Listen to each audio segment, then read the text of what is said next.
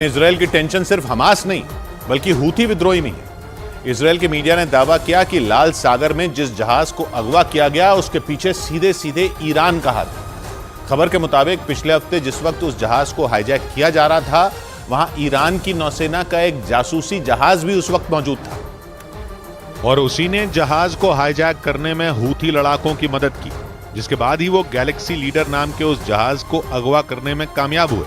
Israel के media के मुताबिक लाल सागर में जिस जगह से उस जहाज को अगवा किया गया था उसके आसपास ही ईरान का एक जासूसी जहाज भी मौजूद था जो पानी के रास्ते तुर्की से भारत आ रहे गैलेक्सी लीडर जहाज की लगातार निगरानी कर रहा था और उसकी पल पल की खबर हूथी विद्रोहियों को दे रहा था। यही नहीं, दावा है कि ईरान की उस जासूसी जहाज में उसकी नेवी के एक टॉप कमांडर भी मौजूद थे और उन्हीं की देखरेख में जहाज पर कब्जे के प्लान को अंजाम दिया गया। और इसके बाद हूथी लड़ाकों ने ऐलान कर दिया कि उन्होंने इजरायल का एक जहाज हाईजैक कर लिया। हालांकि इजरायल ने जहाज अपना होने से इनकार किया, लेकिन इस घटना के पीछे ईरान का हाथ होने का दावा करने से वो नहीं चुका। और अब इजरायल के उस दावे पर मोहर लगती नजर आ रही है, क्योंकि जहाज हाईजैक किए जाने के मामले में ईरान का सिर्फ नाम ही नहीं आ रहा बल्कि उसे इस पूरी साजिश का मास्टरमाइंड भी बताया जा रहा है। क्योंकि इजरायल के मीडिया के मुताबिक गैलेक्सी लीडर जहाज के अपहरण में ईरान के जिस जासूसी जहाज ने अहम भूमिका निभाई उस पर ईरान की नेवी का टॉप कमांडर अब्दुल रजा शहलाई मौजूद था।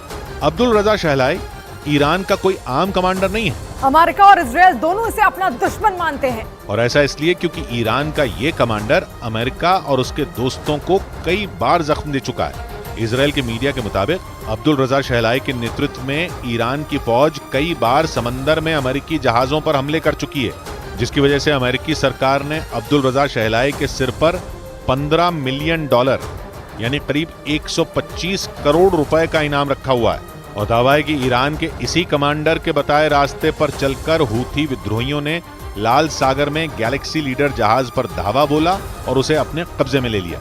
और पूरी दुनिया के सामने हूथी लड़ाकों ने अपनी इस कामयाबी का डंका भी पीटा। 2 रोज पहले हूथी विद्रोहियों ने जहाज हाईजैक का एक वीडियो जारी करके इजरायल और अमेरिका को सीधी चुनौती दी। माना जा रहा है कि इसके जरिए वो ईरान की ताकत एक बार फिर उसके दुश्मनों को दिखाना चाहते थे, क्योंकि वीडियो जारी करके हूथी लड़ाकों ने यह दिखाया कि उन्होंने कितनी आसानी से जहाज पर कब्जा कर लिया था। उन्होंने जो वीडियो जारी किया था उसमें समंदर के बीचों बीच जा रहे जहाज का एक हेलीकॉप्टर पीछा करता नजर आया। हेलीकॉप्टर के जहाज पर उतरते ही उसमें मौजूद कुछ नकाबपोश लोग बंदूकों के साथ नीचे उतरे और जहाज पर चारों तरफ फैल गए। कुछ ही देर में हथियारों के दम पर उन लोगों ने जहाज पर कब्जा जमा लिया।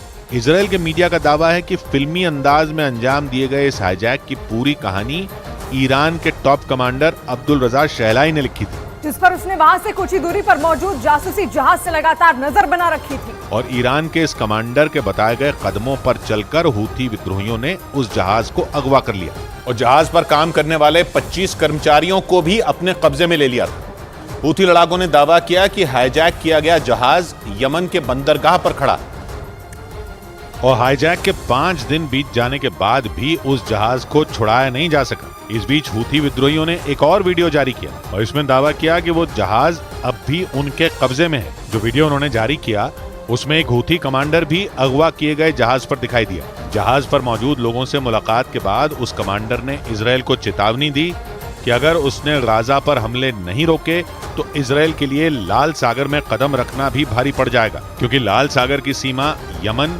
मिस्र, सूडान, सऊदी अरब और इजरायल जैसे देशों से लगती है और ये दुनिया के सबसे अहम शिपिंग रूट में एक है। इस रास्ते से हर साल हजारों जहाज गुजरते हैं, जिनमें इजरायल और अमेरिका के जहाज भी शामिल हैं। हूथी कमांडर ने यहाँ से आने जाने वाले इजरायल के जहाजों को टारगेट करने की धमकी दी।